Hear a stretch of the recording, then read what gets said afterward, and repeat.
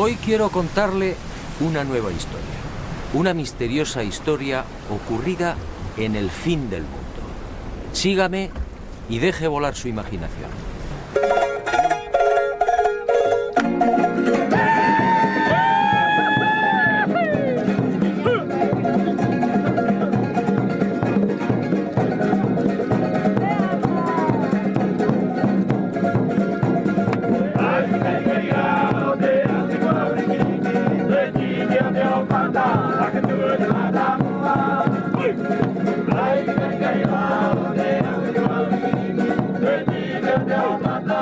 Ocurrió hace mucho tiempo y en mitad del océano. En aquel país vivía un rey sabio y prudente. Era hijo de los dioses y dotado de poderes excepcionales. Su reino era próspero y feliz.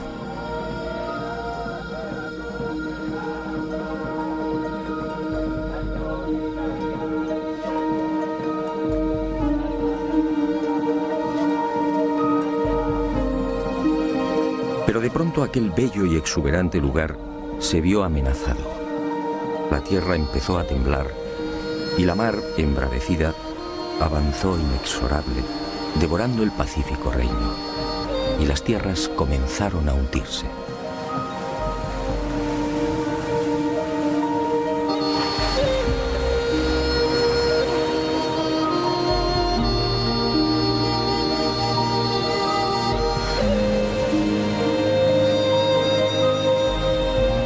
Y el rey solicitó consejo. ¿Qué debía hacer? Uno de sus magos viajó en sueños por el océano y al regresar comunicó al rey que debía partir en dirección al sol. Allí encontraría una nueva patria. Y el rey envió 7 exploradores. Y al poco, aquellos hombres confirmaron la visión del mago. El rey entonces se hizo a la mar, y con él todo su pueblo.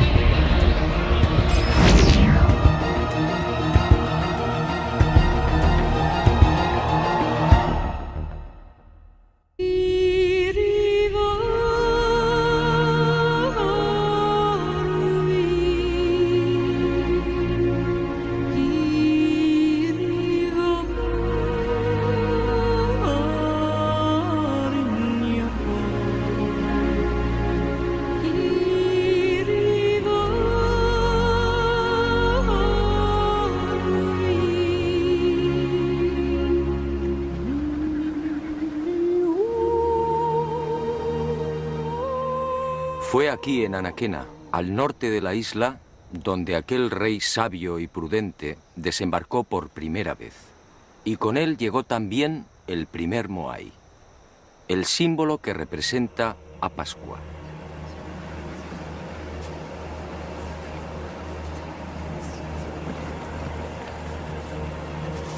Mucho se ha escrito y difundido sobre estas colosales estatuas y el pueblo que las levantó.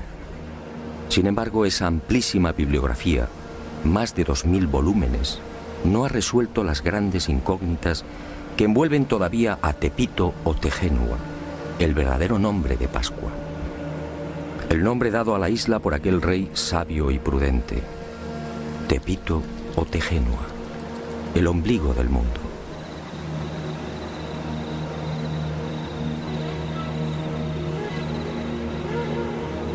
Científicos y especialistas no se ponen de acuerdo. ¿Existió en verdad aquel rey? ¿Se hundió la vieja patria? Si fue cierta la peregrinación por el océano, ¿cuándo se produjo? ¿Fue aquel rey y su séquito los primeros pobladores de Pascua? ¿Construyeron ellos los moais? Y de ser así, ¿por qué? ¿Cómo los transportaron?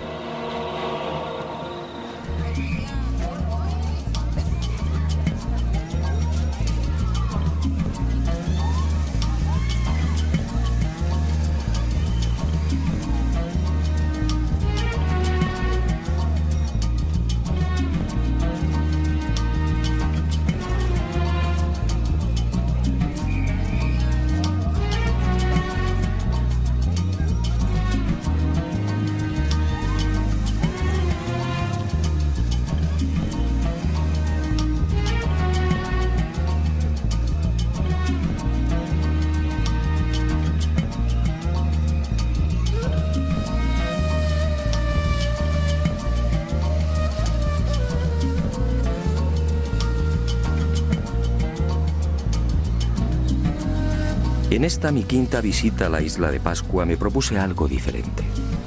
Algo que quizá podía arrojar nueva luz sobre los referidos misterios. Hasta ese momento todas mis investigaciones habían tomado como referencia los dispares criterios de la ciencia. Pero como digo, esas afirmaciones resultaban tan endebles como contradictorias. Y en esta oportunidad, obedeciendo a la intuición, escuché la voz del pueblo. ¿Qué cuenta la tradición? ¿Qué dicen los ancianos pascuenses? ¿Cuál es su versión?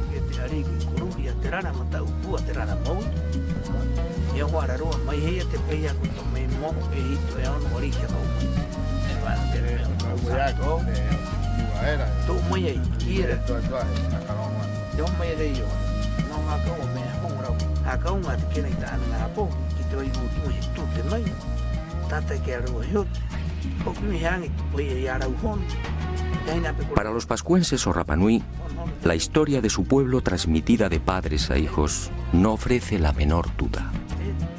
Todo empezó con aquel rey sabio y prudente. Se llamaba Hotu Matua y su primitivo reino recibía el nombre de Hiva Marae Renga. Allí vivía feliz en compañía de su esposa, Bakai Ajeba. Pero un día, Hiva comenzó a hundirse. Y cuenta la tradición que aquellas tierras fueron tragadas por la mar a razón de 40 centímetros por año. El joven rey Oariki, desesperado, envió diferentes expediciones a la búsqueda de nuevas tierras, pero todas se hallaban pobladas. Fue entonces cuando el mago y sacerdote Haumaka tuvo la visión de una isla situada hacia el este. En sueños, el gran dios Makemake lo trasladó hasta 3 islotes que se alzaban muy cerca de una isla deshabitada. Haumaka recorrió el lugar y regresó a Hiva, anunciando la buena nueva a Hotu Matua. Al día siguiente, 7 exploradores partieron hacia el nacimiento del sol. Alcanzaron la isla y descubrieron las pisadas de Haumaka en las rocas de uno de los volcanes. Al regresar a Hiva, los exploradores intentaron persuadir al rey para que olvidara aquella isla.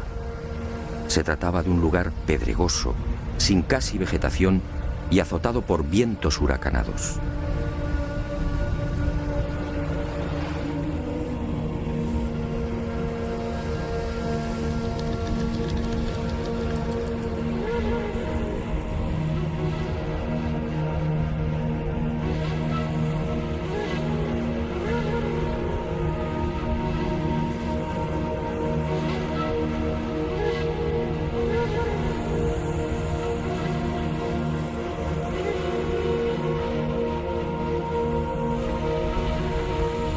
Pero Hotu Matua, confiando en su dios, zarpó de Hiva en 2 grandes canoas.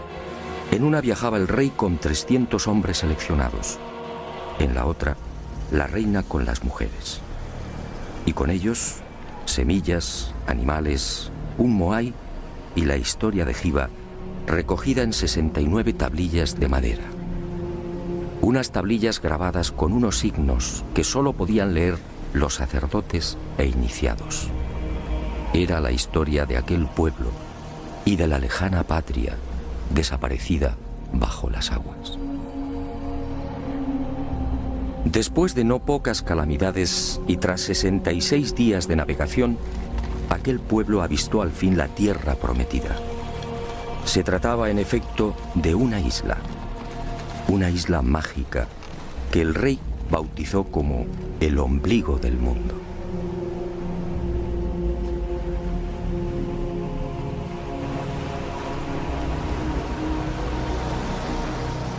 Tras rodearla, el rey y su séquito desembarcaron en una de sus playas. Y con ellos, la caña de azúcar, el plátano, el ñame, el taro, las aves y gallinas.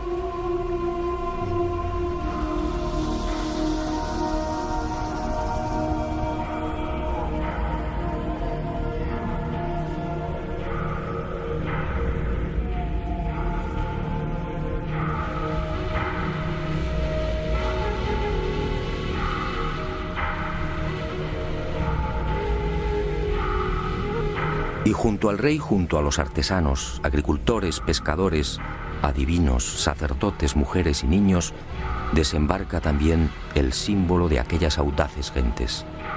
Un símbolo que ha perdurado hasta nuestros días. Un símbolo cargado de misterio.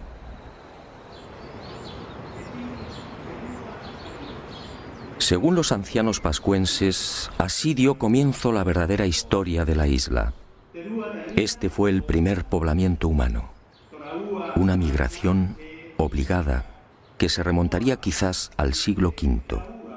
Los Rapanui establecen esta fecha basándose en la lista de reyes que sucedieron al mítico Hotu Matua y que conservan con nitidez en la memoria colectiva. En total, dicen, la isla ha sido gobernada por 64 arikis, con una duración media de 25 años por reinado. Este cálculo nos situaría alrededor del año 400 después de Cristo.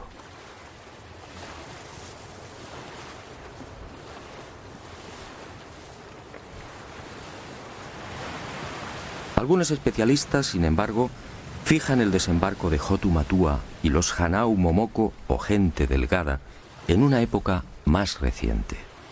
Sea como fuere, en lo que sí coinciden científicos y Rapanui es en el hecho de que la isla se hallaba despoblada cuando Hotu Matua la pisó por primera vez. Y no es de extrañar, dadas las enormes distancias que la separan de las costas más próximas. De hecho, la única tierra que los pascuenses alcanzan a ver desde su isla es la luna. Hei tātou, aki runga era, ko te manawai, ko te pokouri, ko te pumahore, ahau maka. Kara o te wā e ki te aroe, hua rewa ko akaha, I ananei, ko te hati inga ko he ahau. La siguiente pregunta a los custodios de la tradición Rapanui fue obligada. ¿De dónde se supone que procedía Hotu Matua? ¿Existió realmente el país llamado Hiva? Para la mayor parte de los científicos, el hundimiento de esas tierras es pura leyenda. Para los pascuenses, en cambio, Hiva Marae Renga fue real. Así lo dice su historia. Y los ancianos cuentan que Hiva formaba parte de un gran continente situado hacia el suroeste y a 2 meses largos de navegación. Pero el océano se lo tragó y hoy solo es un lejano recuerdo.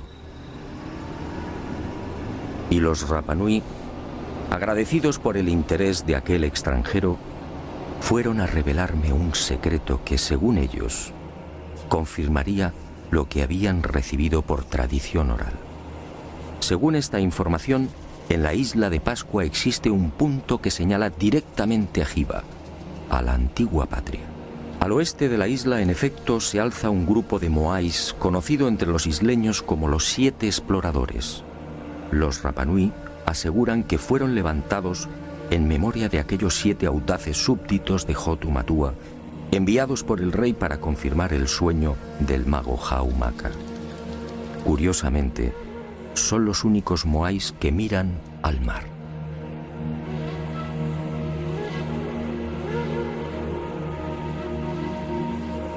Estos 7 moais apuntan directamente al lugar donde, según la tradición, se hallaba Hiva, en las proximidades de Nueva Zelanda, exactamente en el rumbo 254. ¿Casualidad? Lo dudo. Para la ciencia, aquella primera oleada humana que llegó a Pascua tuvo que proceder de algún punto más cercano. Y algunos señalan las Islas Marquesas, al noroeste. Otros incluso aseguran que Hotu Matua y su gente pudieron navegar desde las costas del Perú o de la India. Los pascuenses lo niegan. Hiva, dicen, era parte de un continente que ocupaba una gran extensión en el Pacífico Sur. E inevitablemente surge la sombra de otra leyenda. ¿Se refieren los Rapanui a Mu, el legendario continente desaparecido?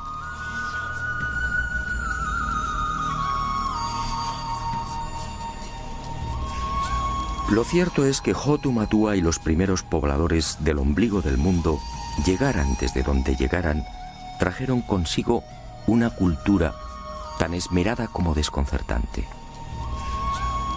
Hoy, la isla de Pascua es identificada casi exclusivamente por sus moais.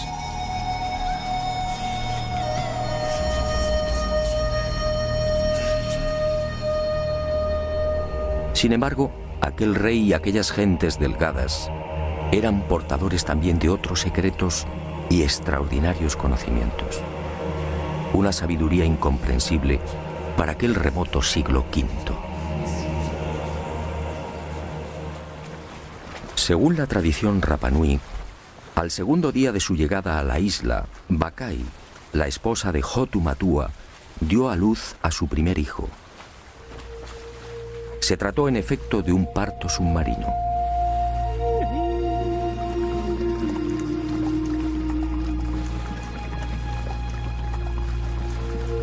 Las mujeres se sentaban sobre una piedra rectangular, de forma que el agua las cubriera hasta el pecho. Y así nacían los bebés. Y uno se pregunta, ¿dónde lo aprendieron? ¿Cómo sabían de las ventajas de esta clase de alumbramiento? Fue en la primera mitad del siglo XX y a título experimental cuando algunos países nórdicos se decidieron a practicar el parto submarino y comprobaron que en estas especiales circunstancias tanto la madre como el niño experimentan un menor sufrimiento. Los cambios de presión en el feto son casi inapreciables.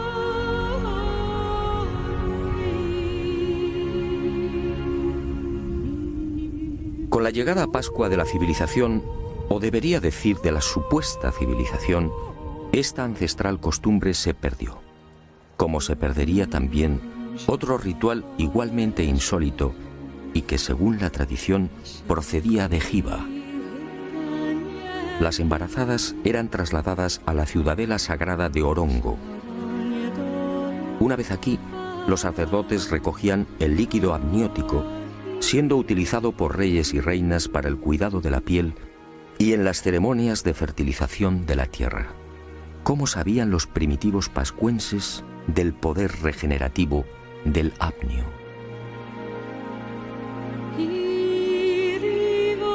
Aquella cultura efectivamente era mucho más sabia de lo que imaginamos. Pascua es una isla de origen volcánico, con un terreno hostil, pedregoso, casi permanentemente azotada por los vientos alisios y con un manto vegetal de apenas 50 centímetros. Y sin embargo, aquel rey sabio y prudente consiguió el milagro. En Pascua floreció la caña de azúcar, el ñame, el plátano, el taro y el camote. ¿Cómo lo lograron? Muy pocos conocen el secreto del rey Hotu Matua. Al llegar a la isla, aquellos primeros pobladores construyeron decenas de invernaderos o manabais como estos. Y he dicho bien, invernaderos.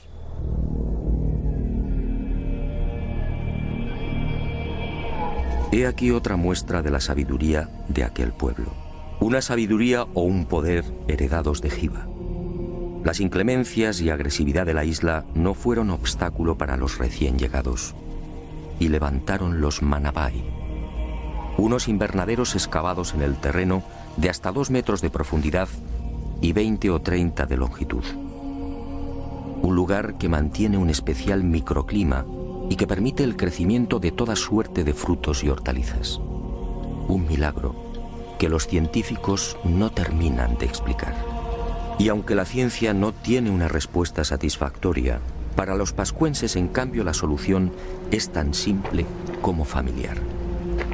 El milagro de los Manabai fue consecuencia del poder del mana. El mana era un poder sobrenatural emanado del dios Makemake, una extraña y singular criatura que descendió de los cielos instalándose en la mítica Jiva. Y aquel dios se cruzó con las hijas de los hombres, y de ahí nacieron los viejos héroes y los reyes. Y todos ellos disfrutaron del primitivo poder del dios, el mana. Una historia, por cierto, sobradamente conocida en otras culturas.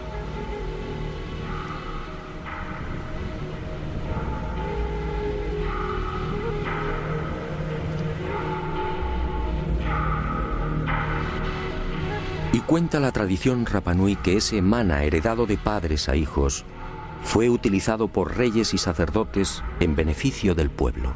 Ninguno de mis informantes supo explicar con precisión en qué consistía dicho poder sobrehumano. Todos, sin embargo, coincidieron en algo. Era como una fuerza, como una energía que modificaba personas y cosas. Cuando el rey extendía sus manos hacia la mar, peces y tortugas se multiplicaban, abasteciendo así a sus súbditos. Cuando el ariqui tocaba semillas o plantas, las cosechas prosperaban. Cuando lo hacía con los animales, la fuerza del mana los engordaba, acelerando la reproducción. El propio nombre del dios, Makemake, no es otra cosa que un apócope o supresión de letras de la primitiva designación de la deidad. Manake, Manake. Es decir, el que disfruta de un poder más que excepcional. En definitiva, según los ancianos Rapanui, fue gracias al mana como sus ancestros lograron transportar los grandes bloques de piedra que cierran los invernaderos. No importaba peso o volumen. El mana, dicen, los hacía levitar, venciendo así la gravedad. Y otro tanto sucedió con las extrañas construcciones que se alzan al sur de la isla, en el paraje conocido como Binapú. Otro de los grandes enigmas de Pascua, para el que los científicos tampoco tienen explicación. Aquí, desafiando toda lógica, permanecen los restos de un aju o altar, muy diferente a los 101 que se conservan a lo largo y ancho de la isla. Diferente, sí, por su estructura y por el peso y pulido de los bloques que lo integran. Bloques de duro basalto de hasta 11 y 12 toneladas perfectamente escuadrados. ¿Cómo lograron semejante perfección? Ni siquiera una afilada navaja puede penetrar entre sus paredes. Pero quizá lo que más sorprende de esta construcción es la extraordinaria semejanza con otros muros situados a miles de kilómetros. Sígame y juzgue por sí mismo.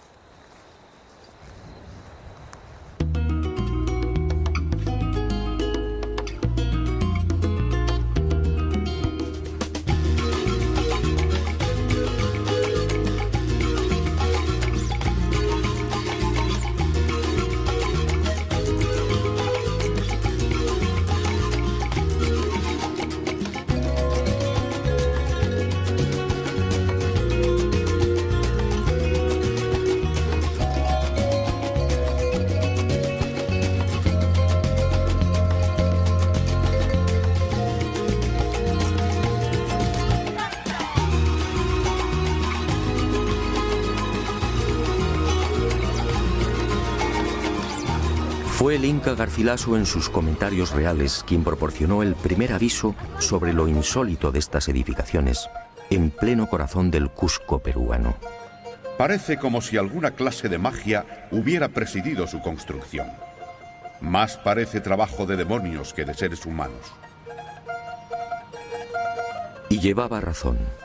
¿Cómo explicar esta piedra de 12 ángulos? ¿Cómo entender el transporte y alzado de estas formidables masas de piedra? ¿Cómo las pulieron?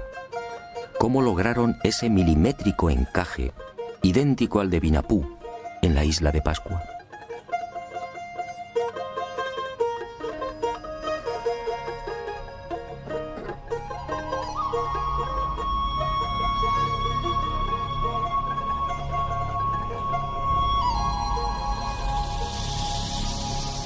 ¿Y qué decir de las moles que dan forma a la fortaleza inca de Sacsayhuamán?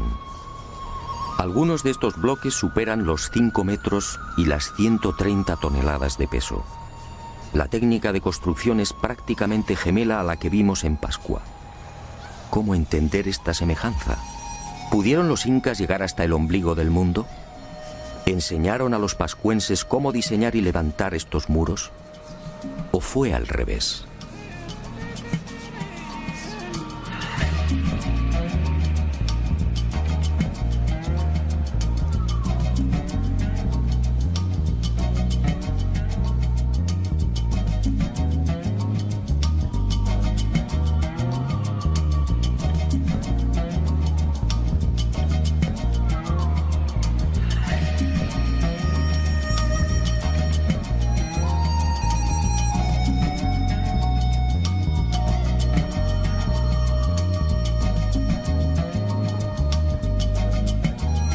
Y otro tanto sucede con los almacenes y tumba del rey Ranjai, en la ciudad etíope de Aksum.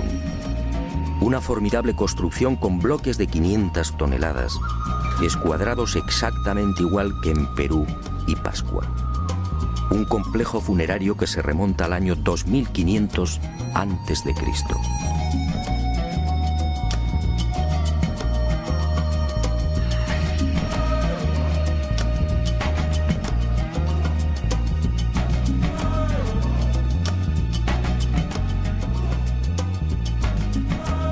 Pero la sorpresa y el desconcierto se ven nuevamente superados cuando uno acierta a caminar por la meseta egipcia de Giza.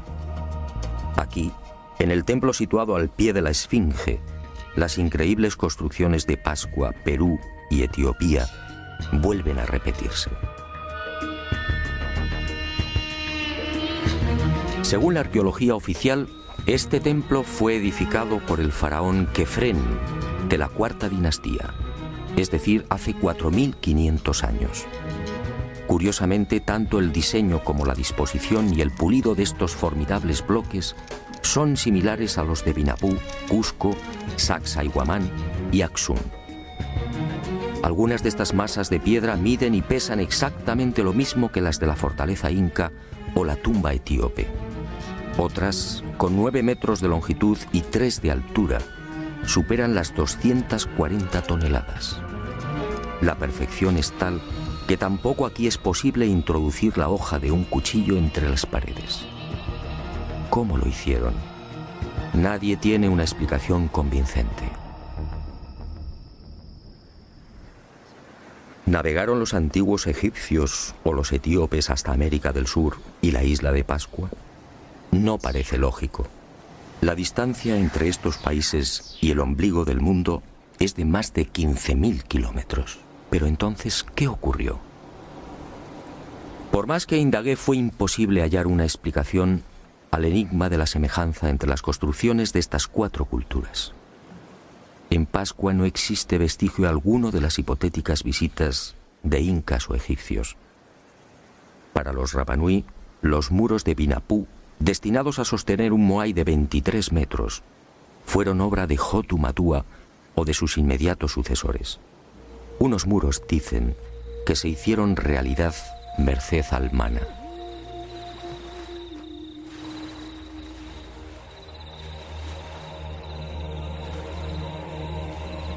Hotu Matua. He aquí otro de los intrigantes misterios de Pascua. ¿qué fue de aquel primer rey? ¿Qué fue del Ariki que fundó la cultura Rapanui y que trajo el primer Moai? Según la tradición, Hotu Matua gobernó durante 20 años. Fue la época del máximo esplendor. Un periodo en el que se inició probablemente la construcción de las gigantescas estatuas y, sobre todo, el reinado del mana por excelencia. Todo en el soberano era mana, todo era sagrado. Nadie debía tocarlo.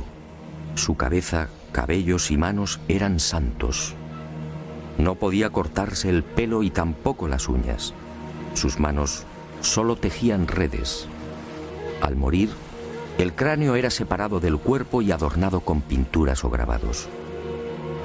Pero este poder, el mana, se hallaba asociado a otro concepto, el tapu, es decir, lo prohibido. Cualquier persona u objeto que pudiera tocar el rey quedaba maldito. Y el tapu, un concepto del que procede la palabra tabú, ha llegado hasta nuestros días en la isla del fin del mundo. El pescador, por ejemplo, no puede comer los peces que captura. Las mujeres y niños Rapanui tienen prohibido el consumo de atún durante la época estival. Los pascuenses no deben pisar el terreno donde se ha enterrado un cordón umbilical. Nadie podía ver al Ariki comiendo o durmiendo. Los infractores del tapu eran condenados a muerte bien por el aplastamiento del cráneo o bien por la introducción en el recto de una antena de langosta marina. Un suplicio extraordinariamente doloroso que conducía indefectiblemente a la muerte.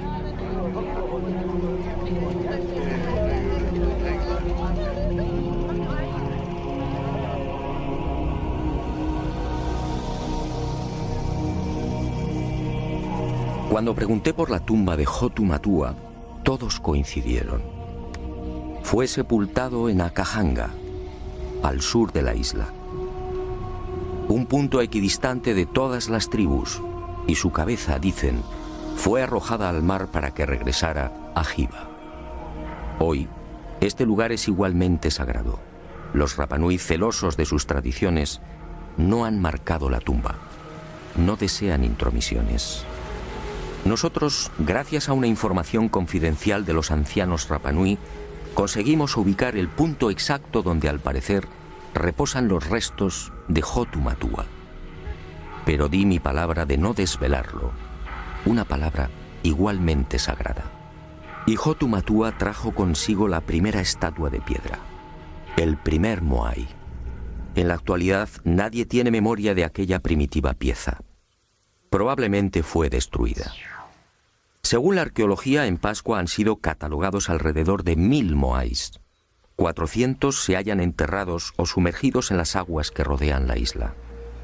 El resto se alza sobre un total de 101 ajus o altares estratégicamente repartidos por el interior y, sobre todo, por el perímetro costero.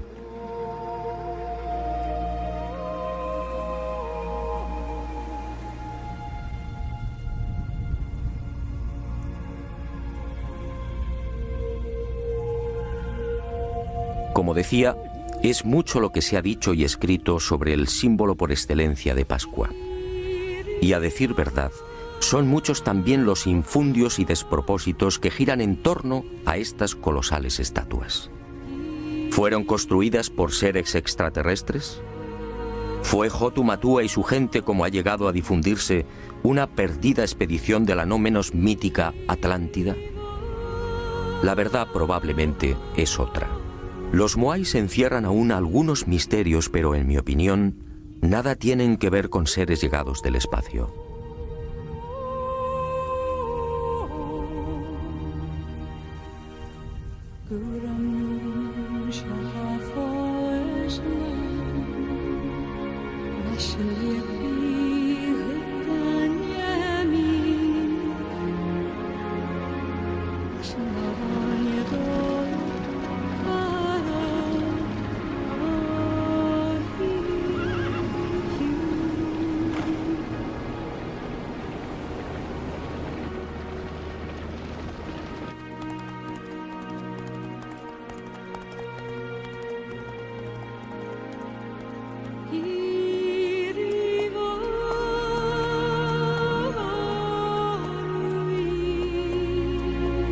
La prueba irrefutable del origen terrestre de los moais se encuentra al este de la isla, en las faldas de un viejo volcán, el Rano Raraku. Aquí se han contabilizado 396 estatuas, muchas terminadas y otras en fase de ejecución. Aquí, en la llamada cantera de los moais, se han encontrado los toki, las rústicas herramientas de basalto con las que se labraban. No hay, por tanto, la menor duda. Los moais son obra humana. Otra cuestión es por qué los hicieron y, sobre todo, cómo los transportaron. Para los científicos, una vez más, no hay seguridad. Para los pascuenses, en cambio, la finalidad de estos colosos de piedra está muy clara. Se trataba sencillamente de la representación de reyes o personajes notables de la comunidad. La estatua era trabajada en la cantera. Una vez concluida, se dejaba deslizar por la pendiente y encajada en una fosa. Allí se remataba la espalda y se esperaba a que el propietario falleciera.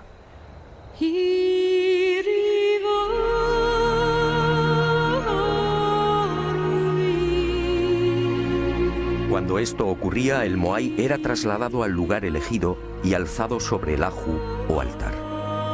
Era entonces cuando los artesanos procedían a la fase culminante. Abrían las cuencas oculares y engastaban en ellas unos ojos de coral blanco con pupilas de escoria roja. Y esa mirada terrorífica era la señal. El difunto tomaba posesión del moai y su poder, el mana, se difundía a través de dicha mirada. Y el mana alcanzaba así a todos sus súbditos y familiares. Por eso la casi totalidad de las estatuas mira al interior de la isla.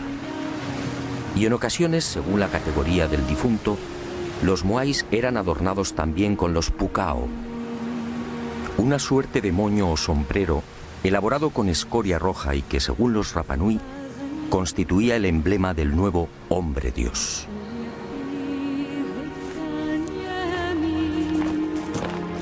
Y ahí justamente, en el proceso de traslado del moai desde la cantera del Rano Raraku hasta su definitivo asentamiento, aparece el gran problema. El verdadero e irritante enigma que envuelve todavía a los moais. ¿Cómo los transportaron?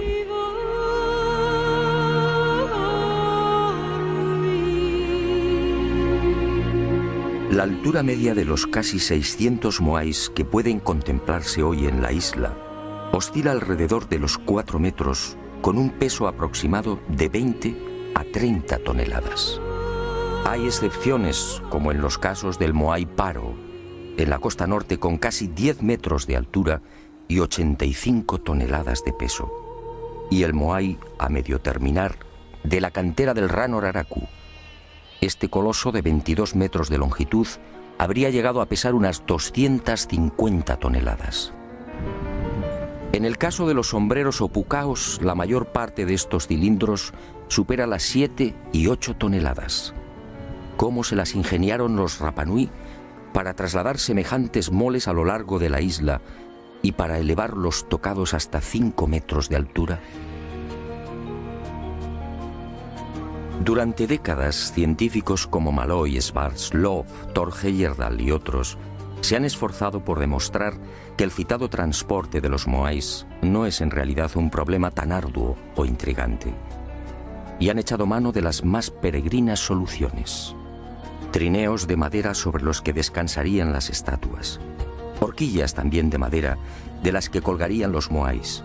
Cuerdas y rodillos y hasta caminos de paja por los que podrían haber sido desplazados los grandes colosos. La verdad es que estas hipótesis no convencen.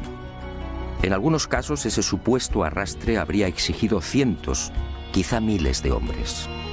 En otros, el uso de cuerdas o maromas amarradas al cuerpo de las estatuas habría dañado irremisiblemente la palangonita, la frágil piedra volcánica con la que fueron labradas.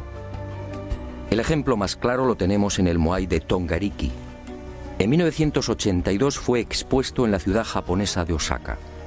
Pues bien, A pesar del exquisito cuidado desplegado en su manipulación y transporte, las sogas lo dejarían marcado para siempre. Y me pregunto, si los antiguos pascuenses se valieron de cuerdas y rodillos para transportar los moais, ¿por qué ninguna de las estatuas presenta las lógicas rozaduras? Pero el gran fallo de cuantos han intentado explicar el traslado de los moais de forma convencional aparece al echar mano de la madera. ¿Rodillos? ¿Trineos? ¿Horquillas? ¿Estructuras en forma de V? Los científicos, al plantear sus hipótesis, dan por hecho que dicha madera era un bien abundante en la isla. Grave error. Los ancianos lo han repetido hasta el aburrimiento. Pero nadie les ha prestado atención. En Pascua, dicen los Rapanui, jamás hubo bosques. Y vulcanólogos y expertos en polen han terminado dándoles la razón. Hace 10.000 o 12.000 años, la isla padeció la última gran erupción volcánica. El Maunga Terevaca al norte entró en actividad y los ríos de lava arrasaron Pascua, sofocando cualquier vestigio de vegetación. Cuando Hotu Matua desembarcó en Anaquena, el ombligo del mundo era un paraje casi desolado. El único arbusto presente en la isla era el toromiro, de apenas 1,30 metros de altura y 30 centímetros de diámetro.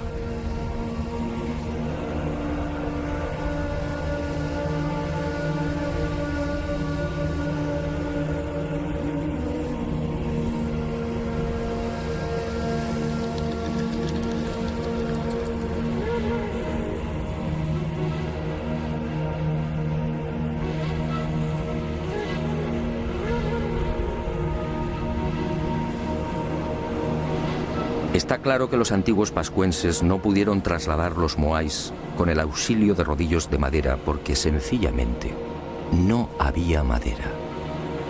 Y el enigma aparece de nuevo. Si el toromiro no era suficiente para la elaboración de esos más que supuestos cientos o miles de rodillos, ¿cómo los transportaron? La respuesta de los Rapanui siempre es la misma: con mana. Era el poder más que excepcional del rey o de los sacerdotes el que levantaba las estatuas en la cantera, desplazándolas por el aire. Llegado el momento, cuando el propietario del moai fallecía, el cortejo se ponía en marcha. El ariki utilizaba su mana y el gigante de piedra se alzaba como una pluma, obedeciendo las órdenes del rey o del iniciado de turno. Y así viajaba hasta el lugar fijado por el difunto.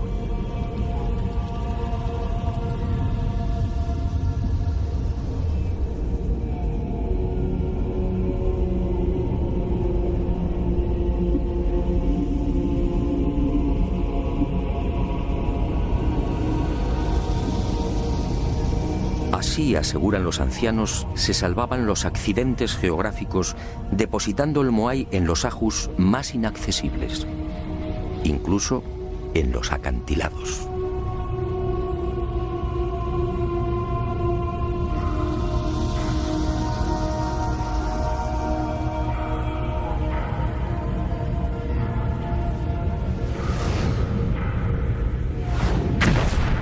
Pero esta versión, obviamente, no cuenta para los científicos.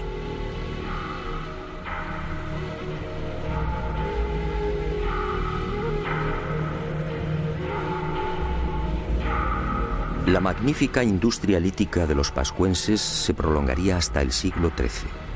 En ese tiempo, como dije, fueron tallados 1 millar de moais.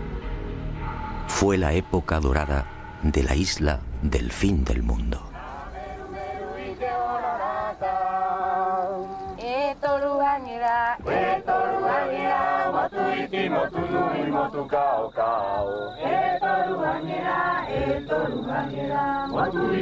Pero un buen día, hacia el año 450, sucedió algo imprevisto. En la isla desembarcó una segunda oleada humana. Eran los Hanau-Epe, unos individuos corpulentos que terminarían provocando el gran desastre. Eran muchos, cuentan los ancianos Rapanui, y se instalaron en el Poike. Y allí vivieron durante siglos. Y los Hanauepe, mal llamados orejas largas, se mezclaron con los primitivos pobladores. Pero en el año 1680 estalló el conflicto. Y unos y otros guerrearon hasta que los invasores fueron exterminados.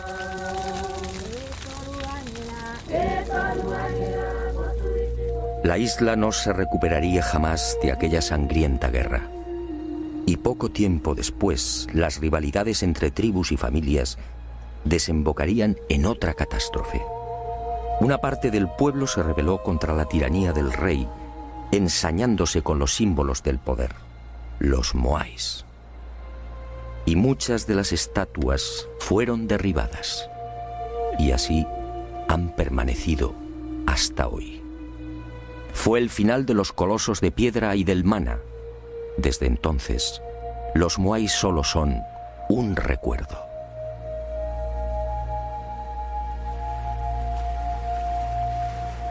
Pero las desgracias de la isla del fin del mundo no terminaron ahí. A partir de 1722 el hombre blanco entra en contacto con Rapa Nui. Y durante un siglo, casi un centenar de buques arriba a las costas de Pascua. Y con ellos, la codicia, las enfermedades, la muerte y la esclavitud. En 1862, 7 barcos peruanos atracan frente a la isla y capturan a 1 millar de pascuenses. Todos ellos son trasladados a las islas Chincha y al interior del Perú, donde trabajan como esclavos. En 1877, Pascua se encuentra al borde del colapso. La población suma 111 personas.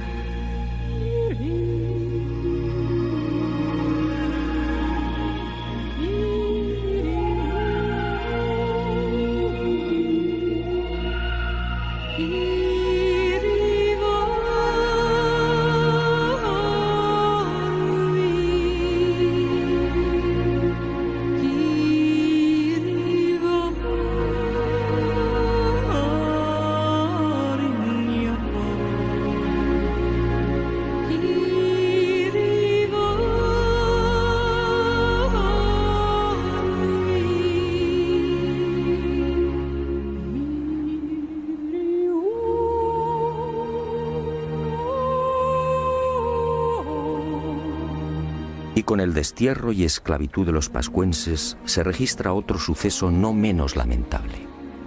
Junto al millar de isleños capturados en 1877 se encuentra el rey Kaimakoi y la mayoría de los sabios y sacerdotes de la vieja cultura Rapa Nui. Todos mueren en las guaneras peruanas, perdiéndose así otro gran tesoro, el secreto de las tablillas Rongo Rongo.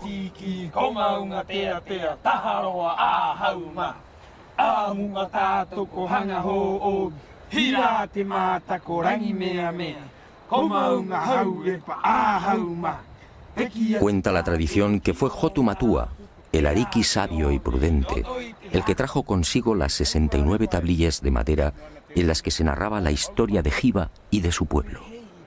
Unas tablillas o maderas parlantes, grabadas con 150 signos básicos y con los que podían componerse más de 2000 lecturas.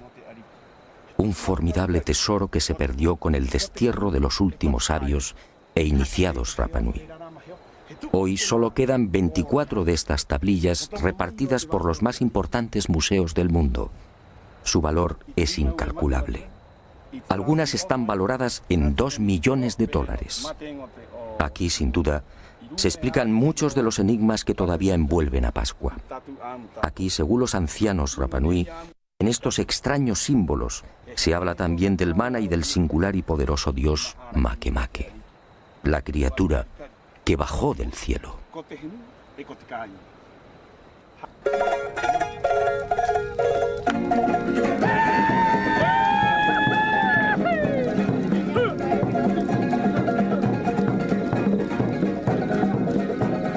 Es probable que nunca alcancemos a desvelar los misterios de Pascua. No importa. Pascua sigue conservando la huella y la magia de aquel tiempo y de aquellos hombres. Eso, en el fondo, es lo importante. Pascua, hoy, es una puerta abierta a la imaginación y a los sueños. La puerta más sagrada y benéfica con la que todavía cuenta el ser humano.